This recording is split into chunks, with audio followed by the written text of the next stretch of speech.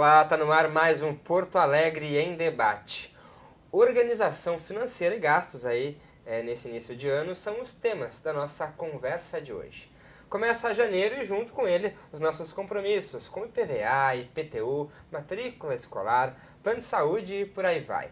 Como é que a gente pode começar o ano no azul e se programar para os próximos meses? É sobre isso que a gente vai tentar hoje conversar com nossos especialistas, um time hoje aqui, casa cheia. Começando com a Dirlene Silva, que é economista e consultora financeira. Junto a ela também, o José Moura, que é economista e professor da Fevale. Também o Diego Ângelos, que é administrador e também educador financeiro e ainda gestor educacional da IORS. Ele vai explicar para a gente melhor sobre esse trabalho. E também com o professor Gustavo Inácio de Moraes, que é economista e professor da Escola de Negócios da PUC-RS. Queridos, muito obrigado por estarem aqui com a gente hoje, conversando sobre esse tema tão importante, porque a gente passou aí por final de ano, Natal, festas, momento em que a gente usou o 13º também, começa um novo ano, e aí já começa um novo ano com conta para pagar. Dirlene, começando contigo, primeiro obrigado pela presença, bem-vinda aqui. Nesse primeiro momento, queria ouvi-los, assim, como é que a gente começa, então, esse novo ano aí, vindos de um fim de 2023? Bem-vinda. Obrigado, Felipe. Obrigada pelo convite. Realmente, economia. Sou economista, adoro falar disso.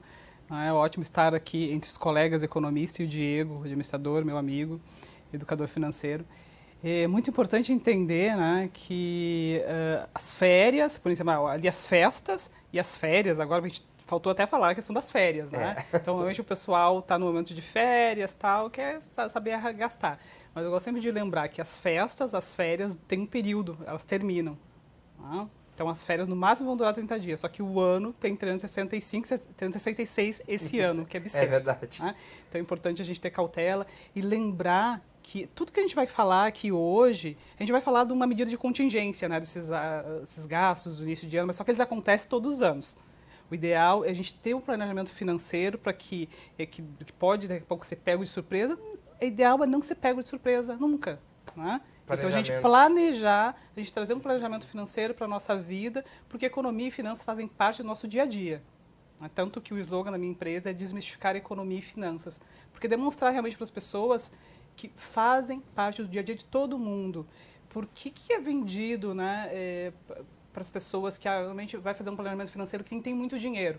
Não, o planejamento financeiro é para todos, né, de quem sobrevive com 3 salários mínimos, que é a média, né, da população brasileira. A maioria da população brasileira sobrevive até com 3 salários mínimos.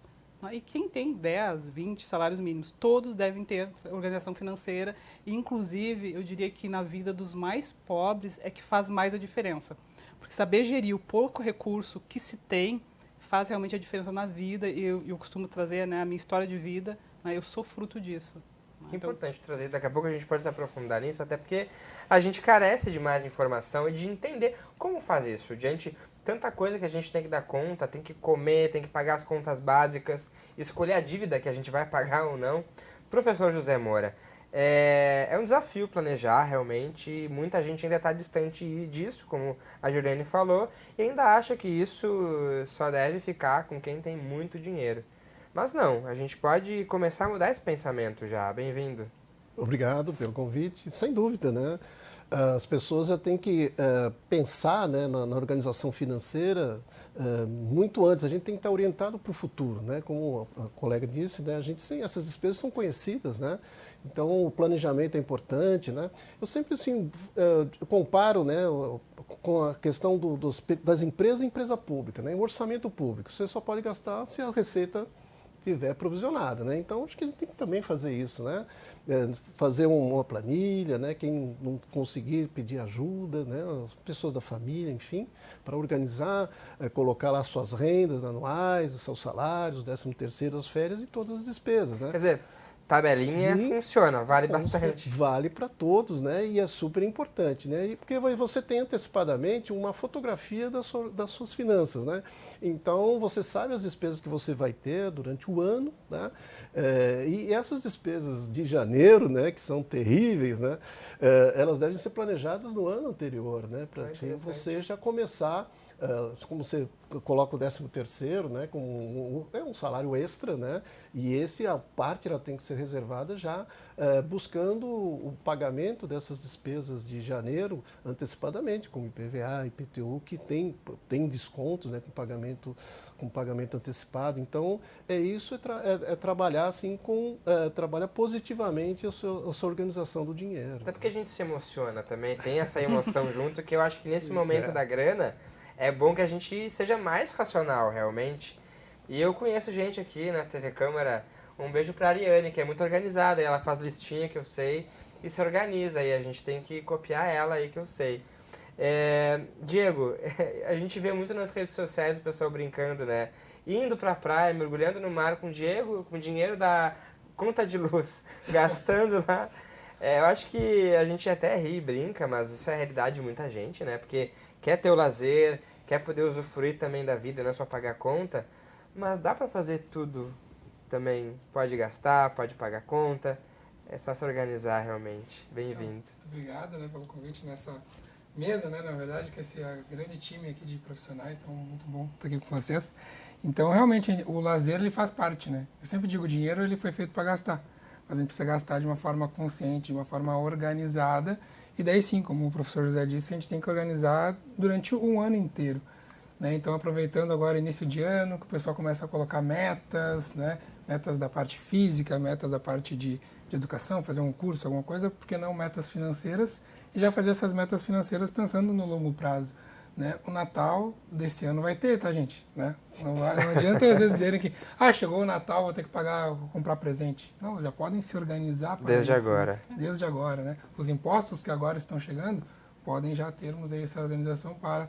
E o lazer também, né? As pessoas acabam chegando nesse momento não tendo uma reserva, acabam gastando o 13º, até algum dinheiro de férias que podem vir a receber, pagando dívidas, e chega no momento das férias, acabam utilizando do crédito, que a gente sabe que é um dos grandes, né, vilões aí, se utilizado com mal forma, né? Inclusive o crédito, né, como o senhor bem disse aí, motivo de muita preocupação e dor de cabeça, e às vezes a gente fica assim, sem saber para onde ir, e dependendo, né, professor Gustavo, a gente se endivida e aí depois a gente vai viver para pagar essa dívida do cartão. Agora a gente tem novas notícias aí sobre o rotativo do cartão de crédito. Como é que o senhor tem visto aí? Justamente, eu ia destacar isso. Obrigado, Felipe. Prazer estar com vocês, estar com os telespectadores da TV Câmara.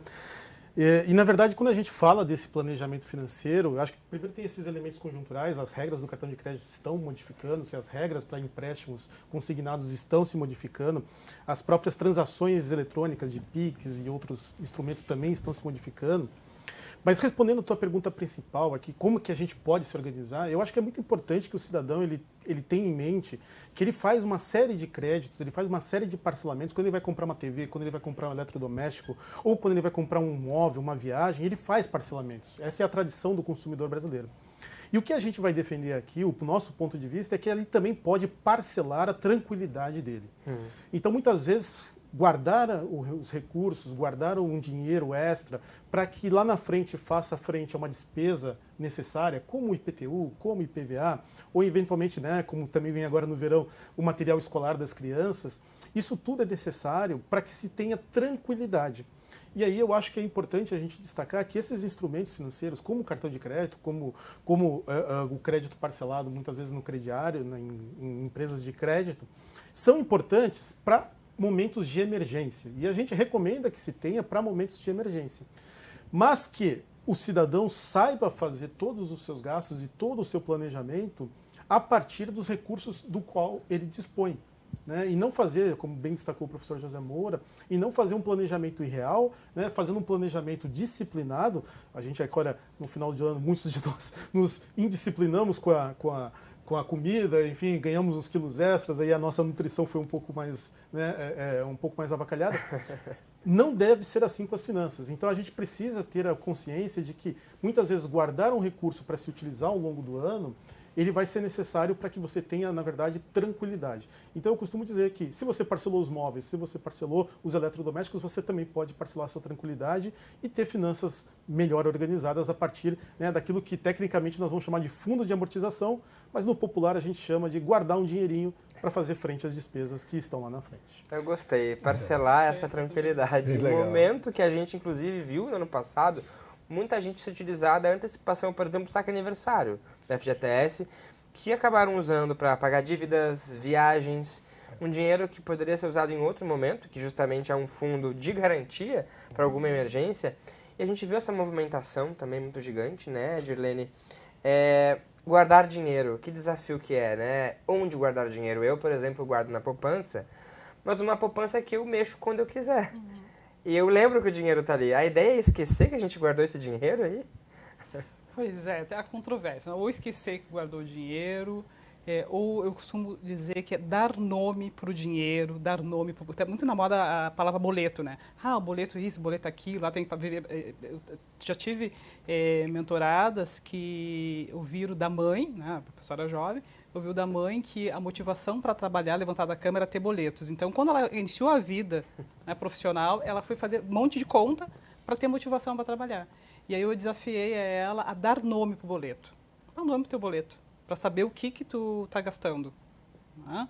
Então, eu trabalho muito com, como eu falei, para mim tem muito sentido, tá? A minha vida, né, com a questão da minha vida se confunde a própria economia. Então, eu aprendi economia de uma maneira muito intuitiva e aí depois fui fazer o curso, né, de economia. Então, gerir finanças para mim fez todo sentido e eu fui impulsionada por um único sonho na minha vida, que era ser economista. E aí, em prol desse sonho, eu priorizei o meu consumo. Então, depois que eu me tornei empreendedor, eu costumo dizer que o meu grande trabalho é ajudar as pessoas a tangibilizarem seus sonhos. Transformar sonhos em objetivos, né? Transformar esses objetivos em metas, transformando esses objetivos em metas, e aí sim priorizar seu consumo para atingir os seus objetivos que vão ser os seus sonhos.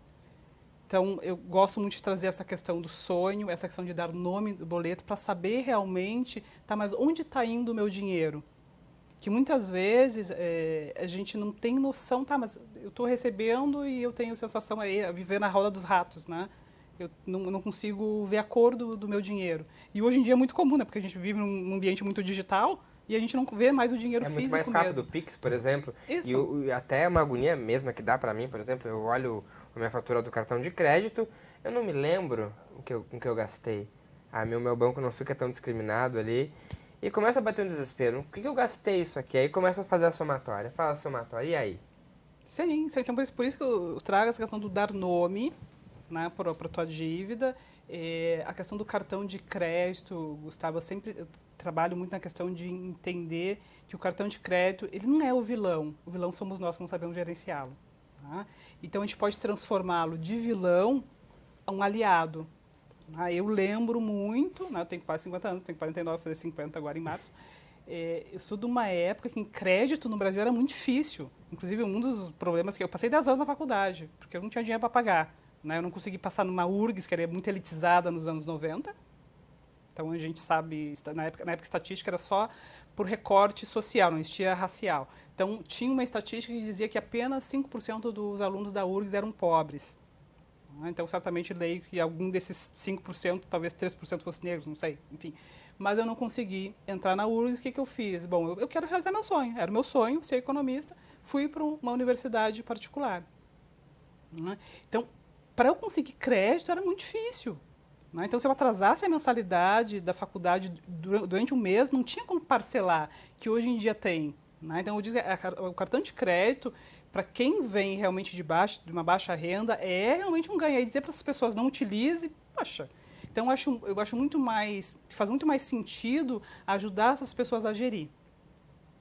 Então, muito do meu trabalho é isso, ajudar as pessoas a gerir, que é entendendo que esse cartão de crédito é tão dinheiro quanto ali o papel moeda, né? A nota de R$100, de 50, de 200, enfim. Então, porque a ideia é se falar, passa o cartão, parece que o cartão vai ser pago por ser místico, pelo unicórnio, pelo... Né? Não é Porque pela gente. não é pela gente. Então, a gente entendendo que o cartão de crédito é realmente dinheiro, está saindo do meu bolso e eu dando nome, né, para essa compra que eu fiz, se torna muito mais tangível, né, de eu realmente conseguir gerir, né, esse cartão de crédito, que ele não deve ser esse vilão, ele deve ser aliado, sim. Como é doído, né, professor? Porque decidir conter as despesas pensando num futuro, mas a gente quer usar aquele dinheiro, a gente quer realizar, a gente quer fazer acontecer. Isso faz parte, esse momento inicial da gente fazer essa transição para essa responsabilidade financeira, ela é dura mesmo? A gente se acostuma a isso, professor? Não é fácil, né? Porque consumir e gastar é prazeroso, né? Mas o professor Gustavo colocou, o planejamento financeiro ele faz muito bem para a qualidade de vida, para a mente, né? E para a saúde das pessoas, né? Também concordo que a questão do endividamento, o cartão de crédito é um aliado, porque muitas vezes você tem que parcelar, até porque para você manter alguma reserva para despesas inesperadas, né? Despesas inesperadas também perder receita, ou perder um emprego pode acontecer também, né? Mas isso está dentro das finanças comportamentais, tomadas de decisões. Realmente as pessoas precisam estar muito equilibradas, racionais, né? É difícil, né? Principalmente para as camadas mais baixa renda, porque você tem que pensar no dia seguinte sempre, né? Mas sempre é uma tentação. Mas eu acredito assim para a gente não cair na tese do arrependimento, como você falou ali, né? Gastei, puxa, e eu não comprei uma coisa que eu precisava e no cartão que tu quer, eu vou ter que pagar, né? E também assim sempre buscar prover essas despesas que realmente precisa, né? Quando a gente fala de PVA, né, que agora vem, tem gente que tem mais de um carro, precisa ter nessa hora de pensar, pagar mais um tributo, né? Então essas coisas elas vão acontecendo e as pessoas vão se moldando esse comportamento, né?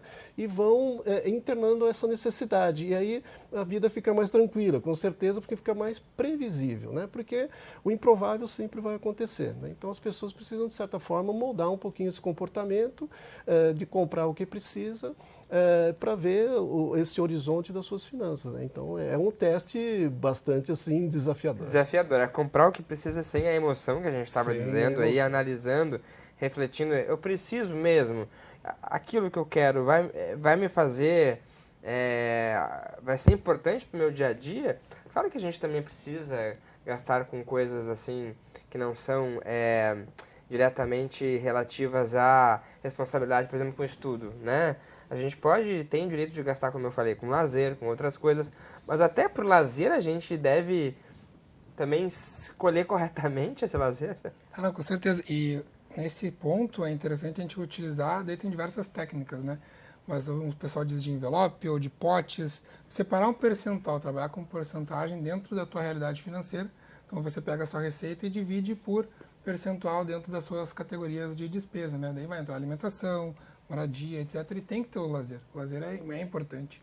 A gente tem que direcionar um valor, um percentual para os seus gastos de lazer, né? O prazer de utilizar o dinheiro, né? Que nem o professor disse. Em média, assim, o brasileiro gasta mais com o quê? Alimentação, moradia? Dependendo, claro, da camada social, né? Mas a maioria é com alimentação e moradia. Então isso, né, tem as pesquisas do IBGE, principalmente. A última pesquisa que teve do IBGE que fez essa análise foi 2018, né? Não saiu um novo ainda estudo, mas a maioria é alimentação e moradia. Desculpa, Claro. Gentileza. Colocando ali que tem muito a ver com a questão das classes sociais, né? Isso. Então a gente vê que os mais pobres, que recebem até 3 salários mínimos, o maior gasto vai ser com alimentação. Né? Então, conforme for aumentando a faixa de renda, vai diminuindo os gastos com alimentação e aí vão vindo os outros gastos. Aí tem muito a questão da regrinha, né? 50, 30, 20, que é 50%. O ideal seria gastar 50% da sua renda, né, com os gastos fixos, né? Que é alimentação, moradia, enfim, transporte. 30% com estilo de vida, que é o lazer, aí entra o lazer, vestuário, vem o vestuário, enfim, né, e um 20% com uma poupança e investimento. 20% é bastante, 20%. Viu? O que eu queria trazer aqui, Felipe, tu chegou a falar, como fazer isso. Eu tenho uma, que eu gosto de chamar muito, é a regrinha dos 3 P's, né, para facilitar, digo facilitar, mas pelo menos para, de novo, né, trazer à tona essa questão do consumo consciente. né, quando a gente... Porque assim, a loucura consumista ela é muito presente nos dias atuais. Né, como eu trouxe um pouquinho aqui a minha realidade, mas eu vivia num mundo que não tinha redes sociais, TV, eu fui ter TV quando eu tinha 10 anos de idade, enfim. Então eu era muito protegida desse consumismo que hoje que a gente não tem como se proteger, né, em relação a ele. Então dá para utilizar alguns gatilhos, né, que eu trago, a regrinha dos 3 P's que eu chamo. Quando eu vejo assim, alguma coisa que quero, né, ter aquela vontade de consumir, é se perguntar, mas por que eu vou comprar tal coisa? Eu realmente preciso disso? E aí trago o segundo P, eu preciso disso agora. Né? E o terceiro e último P, eu posso pagar, mas eu posso pagar sem sacrifício. Porque hoje em dia, com cartão de crédito, todo mundo diz eu posso. Né? Vou passar o cartão e posso. Mas esse pagar sem sacrifício que vai significar, se eu entrar no rotativo, hoje em dia nós temos a limitação do 100%, mas antes era mais de 400% ao ano. Nossa. Né? O limite da conta, né, mais de 300%. Né? Ou então sacrificar esse sonho, esse grande objetivo que a gente está tendo para uma coisa que, né, pode não ser útil, né? Realmente pode ser que eu não preciso, que eu tenha muito mais essa outra coisa, né, esperando lá na minha casa, já de repente, normalmente é liquidação. Liquidação, uma roupa e tal. E uma coisa que eu queria falar, inclusive, sobre isso, até antes de passar para o professor, uma coisa que eu aprendi. Roupas de verão eu compro no inverno. E roupas de inverno eu compro no verão. Comprei um casaco uma vez muito barato, R$80, que no inverno estava 200. Tá lá guardadinho, ainda não usei, mas vou usar no inverno, então não posso engordar, professor. Mas cuidado, se nem- tu tem realmente o dinheiro, o posso, eu coloco o 3P, do posso pagar. Porque daqui a pouco tá na liquidação, tu vai utilizar o rotativo do cartão de crédito, tu vai estar pagando muito mais. Muito mais ainda. Boa. Felipe, e também eu queria fazer alguns comentários. Quer dizer, você não precisa engordar, né? Tem que se controlar também. E também não ser suscetível aos estímulos da moda. Eu acho que isso é importante. Porque a moda vai te dizer, de repente você comprou um casaco azul e a moda vai te dizer, não, a cor da estação é o amarelo. E vai fazer com que você tenha a tendência psicológica de deixar aquele casaco azul no guarda-roupa e trazer, né, a compra de um casaco com a cor da estação. Então, esses estímulos psicológicos, a gente precisa tomar muito cuidado, eu acho que foi muito bem posto aqui. O estilo de vida que você vai ter, a gente está vendo personalidades que têm um importante patrimônio, que estão confessadamente endividadas e que têm, portanto, né, uma tentação de, né, vender um estilo de vida que eles não possuem, que eles não têm como renda, mas que eles querem exibir ao público. Eu acho que esse é um importante gatilho psicológico que a gente precisa cuidar. Nós não podemos, né, abusar daquilo que nós não somos. Né? Primeiro, por uma questão de transparência, claro, por uma questão de ética. Segundo, por uma questão de que faz bem às tuas finanças.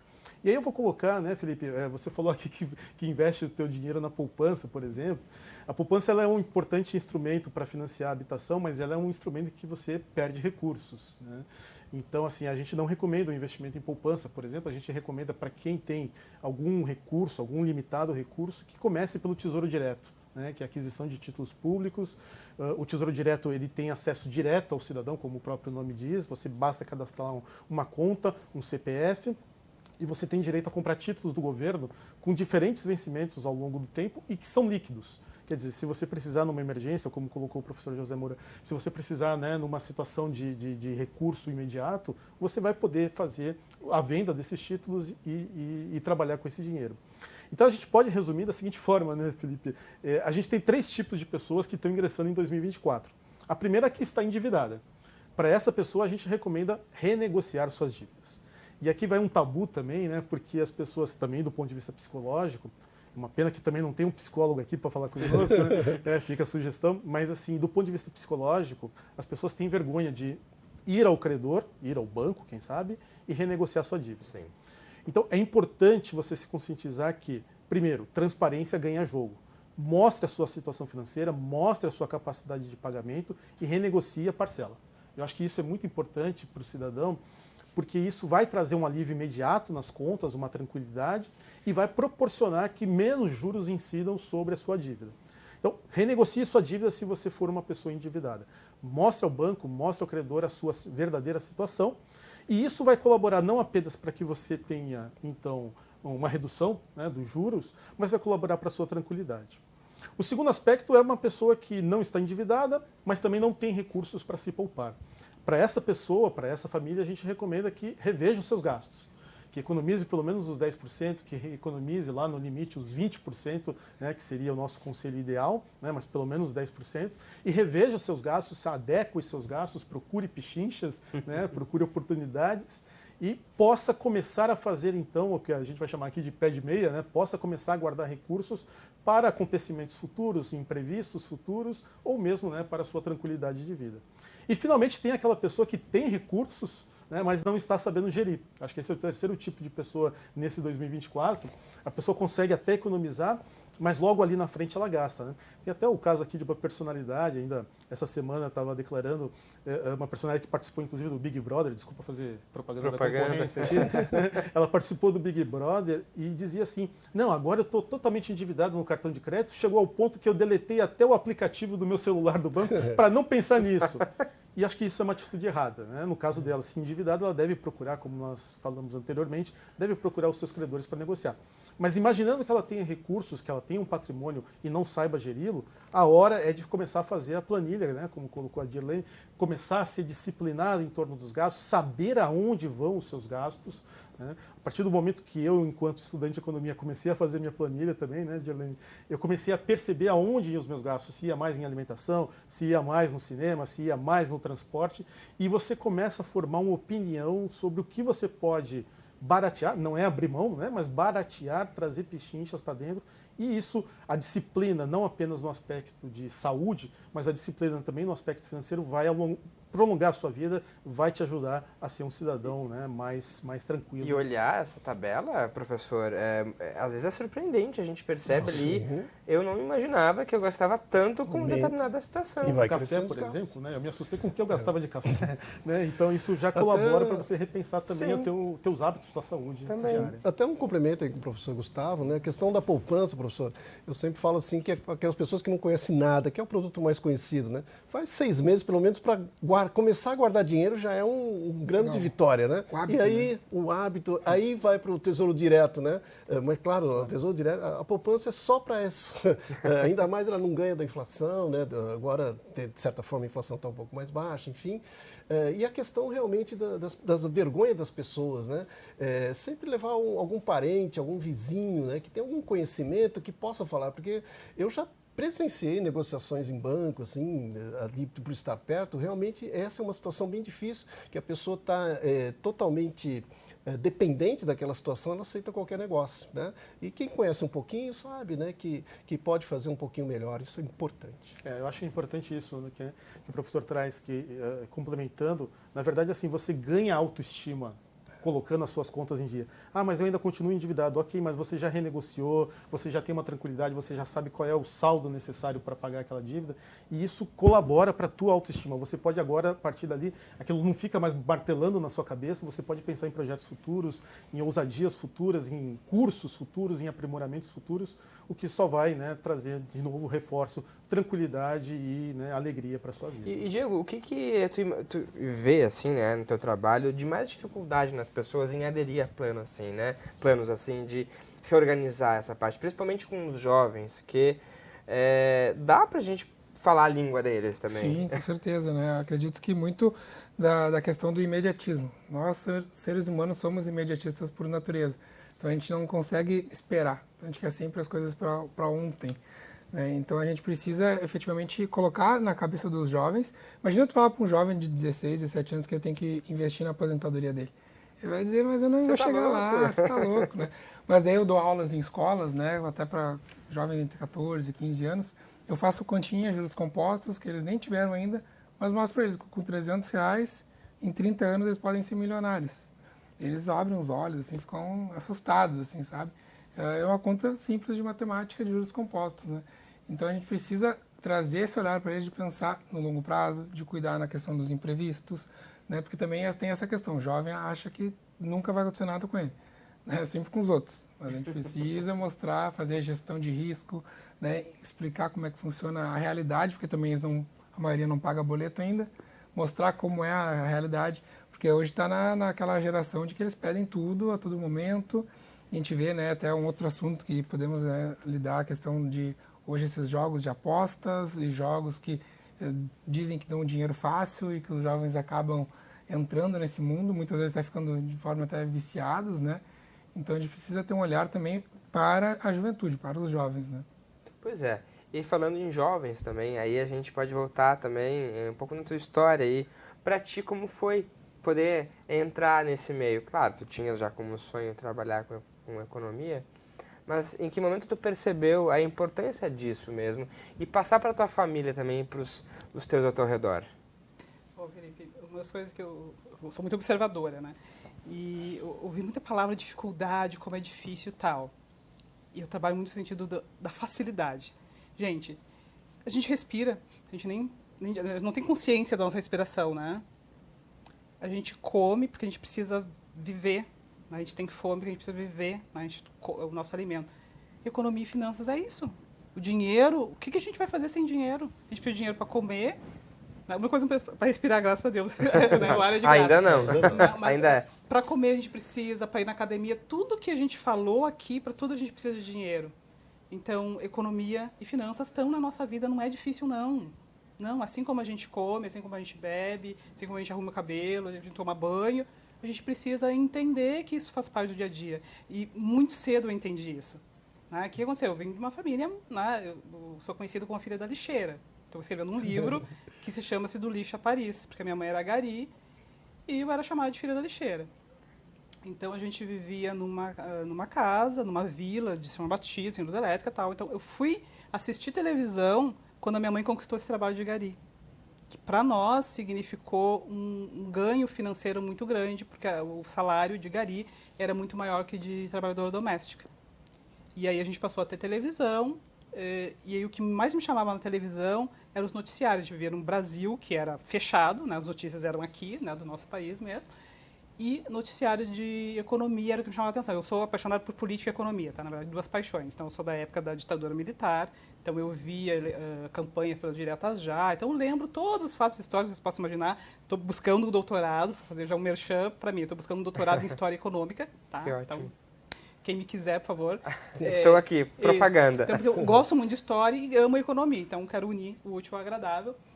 E aí eu começava a ver aqueles noticiários e entendia que aquilo impactava nas finanças da família. Era só a minha mãe, né? Minha mãe se divorciou, tinha 3 anos de idade, enfim, tal, então pai ausente, para cuidar, criar 3 filhas. E eu conseguia entender que aquelas coisas que falavam de economia, inflação, dívida externa, câmbio, impactava no dinheiro que a minha mãe, né, tinha para criar a gente. E aí eu comecei a entender aquilo, então de uma maneira muito intuitiva. E aí quando... Eu não conseguia falar com ninguém a respeito disso, na minha família, né? Então eu sou a primeira que tem ensino fundamental na minha família. Então não conseguia falar com ninguém a respeito.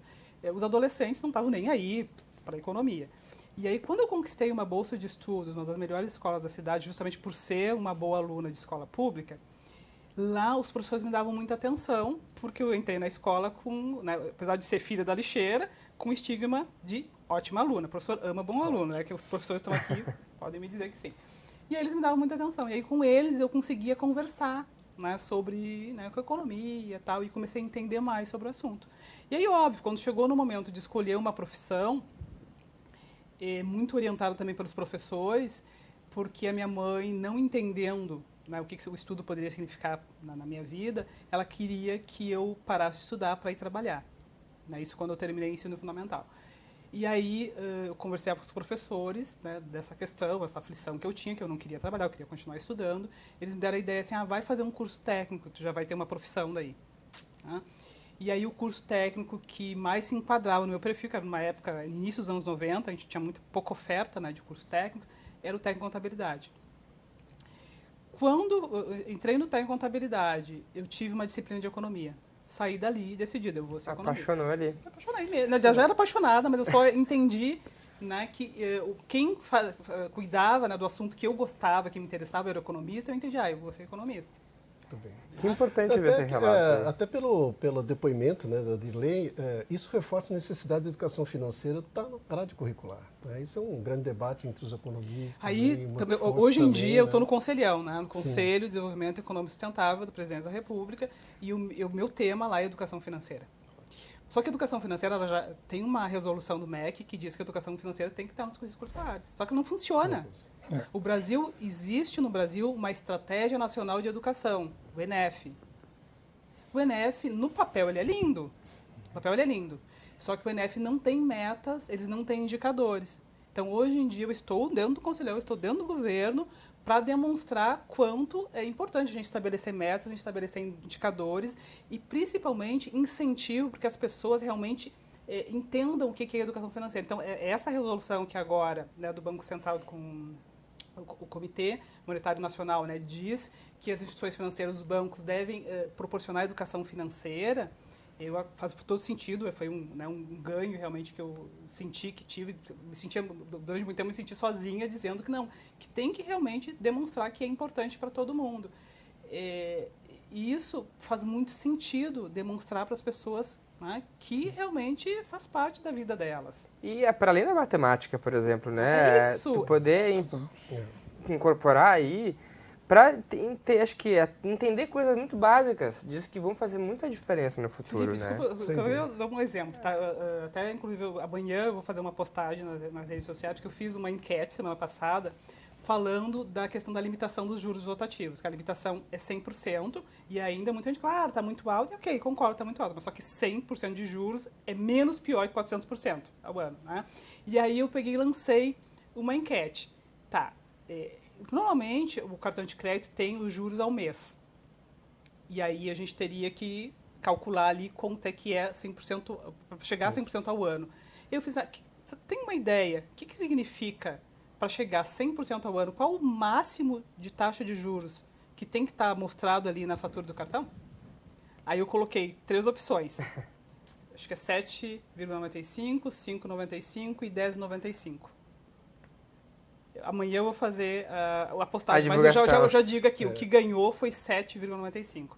Mas, na verdade, o correto é 5,95. Então, um número muito baixo. Muito. 5,95 ao mês, acumulado em um ano, já dá 100% de juros. Eles multiplicaram por 12 e aí vai a questão dos juros compostos. Exatamente. Só que o que acontece? Gente, hoje a gente vive num momento que Google, ChatGPT, não é necessário mais a gente saber da fórmula de juro composto. Tá? Aqui todo mundo sabe. Mas uma coisa que eu falo muito, não adianta ir para a TV ou nos programas sociais ficar mostrando a forma. Não, de uma maneira intuitiva. Né? Mostrar para a pessoa o quanto vai gerar para ela, ter intuitivamente aquela noção de juros. Ó, 5,95 vai significar 100% no final do ano. Sabe? Essa noção. Essa noção que falta desse entendimento. É essa noção, porque hoje em dia tem softwares, tem apps que vão calcular, né, o que vai significar um juro mensal, o que vai significar o ano. Se eu quiser aplicar R$1.000 por mês e saber quanto eu vou ter em 30 anos, o app vai me fazer. Eu não preciso mais fazer cálculo na calculadora que nem eu fazia, que nem vocês faziam na HP. Né? Não precisa mais isso. Então, eu acho que é importante eu demonstrar para os jovens que hoje não é necessário. Porque, enfim, que eu mais ouço, não, porque eu sou de humanas, eu não gosto de exatas. Não usa mais essa desculpa, né? E acho que é importante dizer que isso é um caminho, porque até chegar nele também a gente tem que começar a mudar esse comportamento também. Agora, para os próximos meses aí, né? Estamos aí em janeiro, iniciando o mês, temos ainda o carnaval, continuação das férias, dizem que o ano começa só em março mesmo. No Brasil. Que dicas, assim, além das outras, o senhor pode nos passar para continuar nesse cuidado até meio do ano ali? Assim, historicamente, o primeiro semestre é muito carregado, né? O segundo semestre dá um alívio, até para a economia, dados macroeconômicos, né? É a questão, assim, como o professor Diego colocou, a questão da necessidade de ter o lazer também faz bem para a alma, né? Para o coração, para as pessoas, né? Então, quem não se programou, faça de fato mais com medida, né? Então, com moderação, né? E vai gastando o necessário, o que pode, sempre vendo o longo prazo, assim, ou pelo menos até o final do ano, né? E sempre, como eu digo assim, há questões imprevistas, né, que podem ocorrer também. E é claro que muitas vezes as pessoas vão precisar fazer um bico, né, para enquadrar suas despesas já comprometidas. Então, para não correr esse risco, então toda moderação ela é importante. Claro, sem deixar de se divertir, né? O carnaval é um momento mágico brasileiro, né? Mas a gente pode se divertir com pouco dinheiro, né? As ruas, né? Então tem blocos, enfim, tem uma certa fatores que realmente também trazem emoção, trazem bem-estar, né? Mas essa questão das finanças realmente é muito importante e deve ser tratada com muita racionalidade, com muito respeito a essa necessidade, porque, né, como o professor colocou, faz bem para a saúde, né? A gente vive com uma vida mais despreocupada, né? Como a Adilei colocou, o professor Diego, então isso faz bem para a alma, né? E analisando esse começo que a gente está de ano aí com a economia do Brasil, olhando também para programas do governo federal que andaram sendo mobilizados aí no final do ano passado, como é que o senhor sente, analisando de forma política também, a economia, nesse próximo ano, nesse ano que a gente está aí já? O ano passado surpreendeu, né, até pelo crescimento. E esse ano a expectativa é de uma manutenção, assim, de um crescimento menor, né, mas de um ano mais equilibrado, né? Então acho que os grandes problemas macro, assim, a gente de certa forma já azeitou, né, deu uma ajeitada, até porque passou aquele período da pandemia, era natural que houvesse um crescimento. Então o Brasil já estão fazendo aqui a questões legais que a gente colocou, assim, do que é importante para o endividamento, o cartão de crédito. Então os programas sociais, eles existem, né? Então eles ajudam bastante, né? Mas também eu vi minha preocupação, como a Adilei colocou, né? A gente tem leis claras, regras claras, mas a fiscalização disso, a utilização disso, muitas vezes é desvirtuada. Então, muitas vezes as pessoas criticam de forma, porque soube de algum caso, tudo, mas é porque a forma que foi feita foi indevida. Mas a lei, de forma macro, ela existe, né? E ela deve ser cumprida, e bem cumprida ela ajuda, auxilia bastante, né? Porque nós temos necessidades mesmo de transferência de renda, né?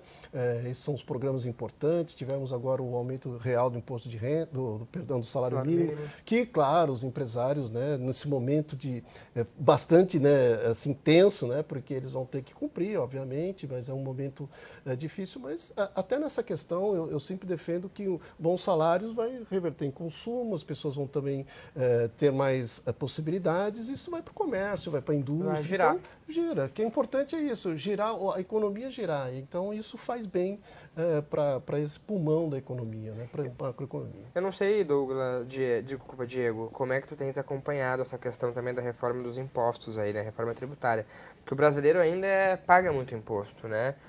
Tá se prometendo algumas mudanças aí, vão ter que vir mais regulamentações específicas, mas o mercado tem visto esse primeiro projeto com bons olhos aí, tu imaginas?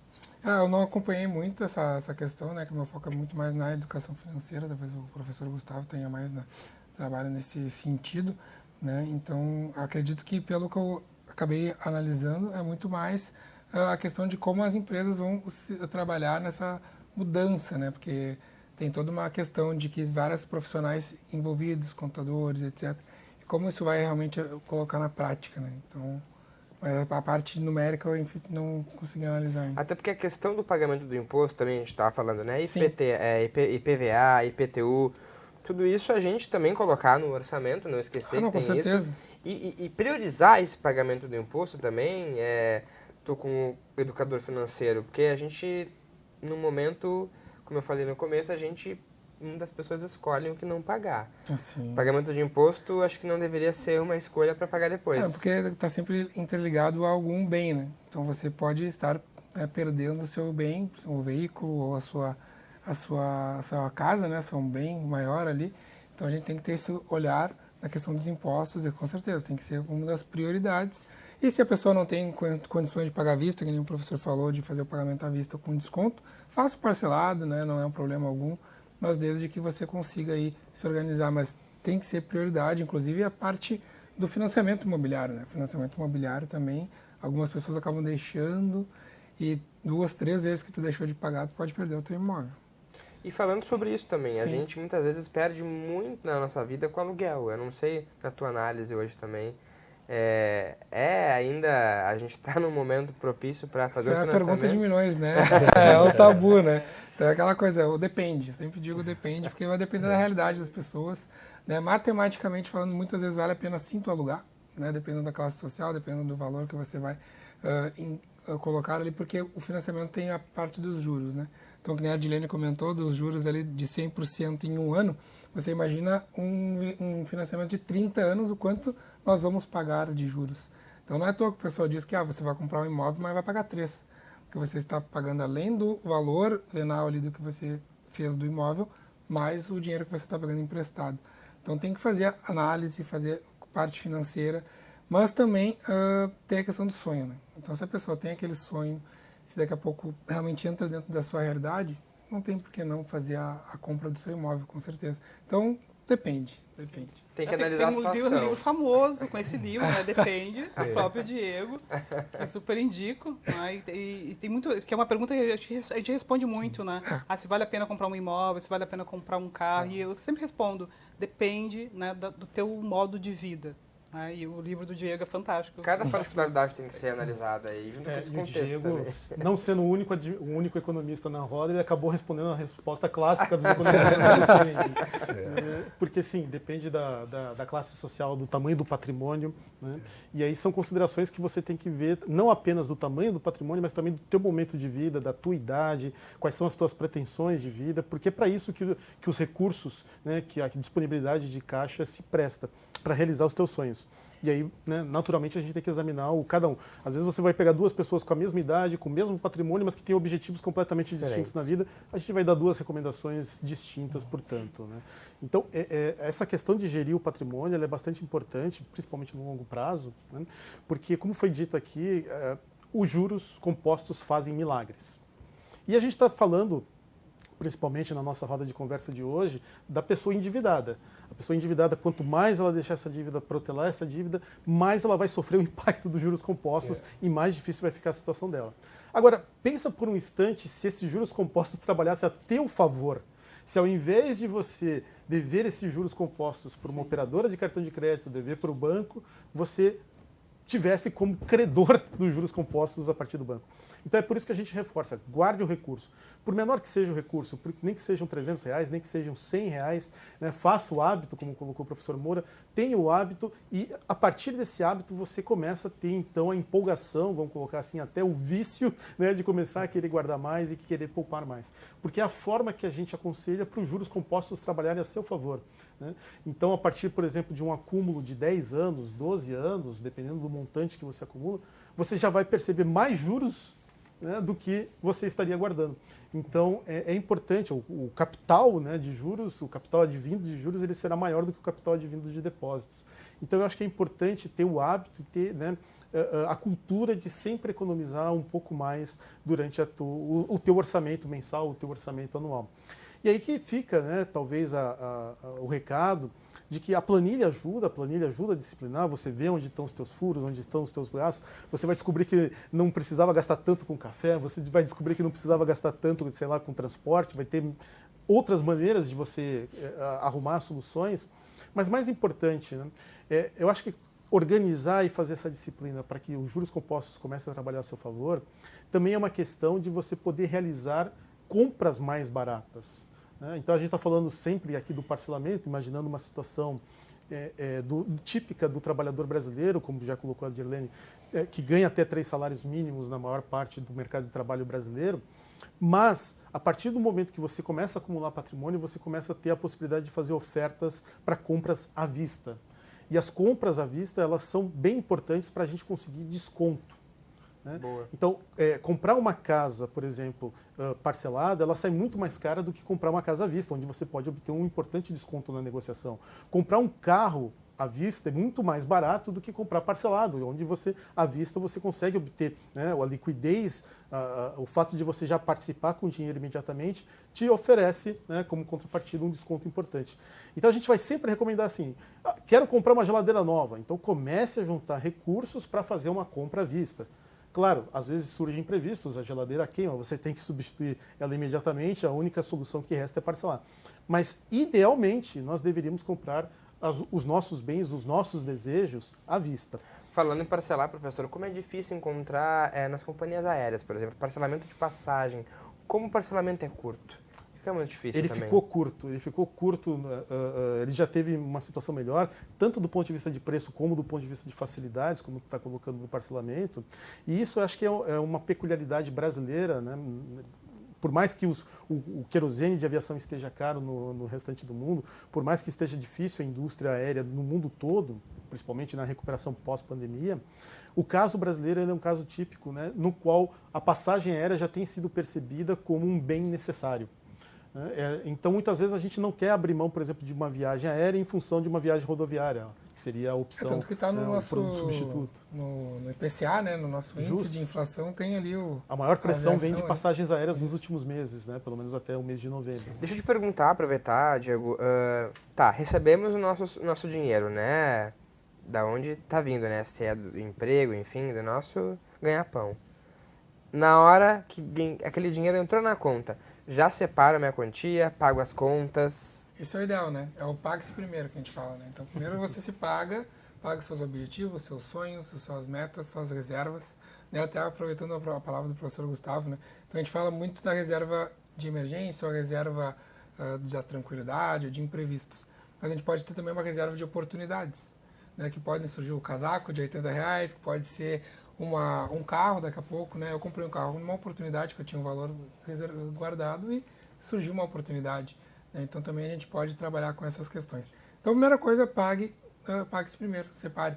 Mas claro, dentro da realidade que a gente está conversando aqui, é muito difícil. A gente precisa ter tudo que a pessoa que prestou atenção em todo o nosso programa aqui, com certeza vai conseguir durante alguns meses fazer essa organização financeira e a partir daí começar a fazer o seu pagamento primeiro dos seus objetivos, num tesouro direto ou daqui a pouco num CDB, né, de liquidez diária, algum produto financeiro, né? Depois, além da poupança, né? E os bitcoins? Não, bitcoins fora, né? Viu? Bitcoins, ali um percentualzinho mínimo que você colocar para dar uma brincada, ok, mas não acho que, né, o que a gente está conversando aqui, eu acredito que não é o caso de conversar de bitcoin.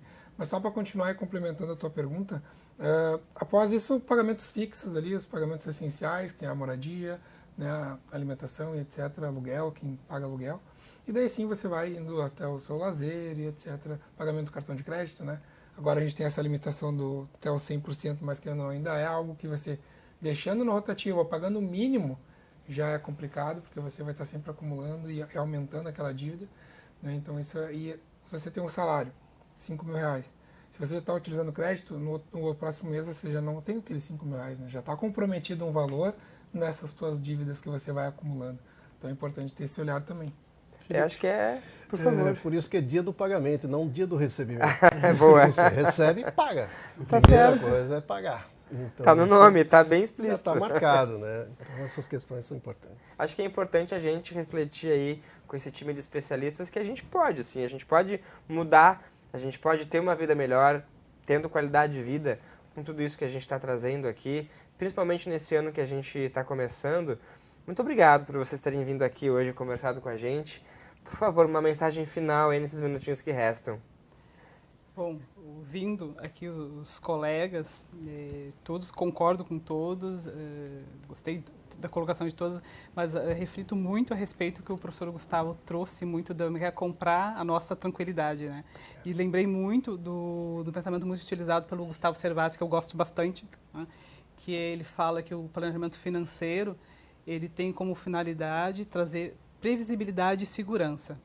Mas o objetivo principal dele é a nossa paz, nossa tranquilidade. E aí eu acrescento, né, que é um pensamento criado aí por mim, que é o dinheiro serve para nos servir e nunca o contrário, né? A gente precisa viver de uma maneira que o dinheiro vai nos trazer essa tranquilidade mesmo, né?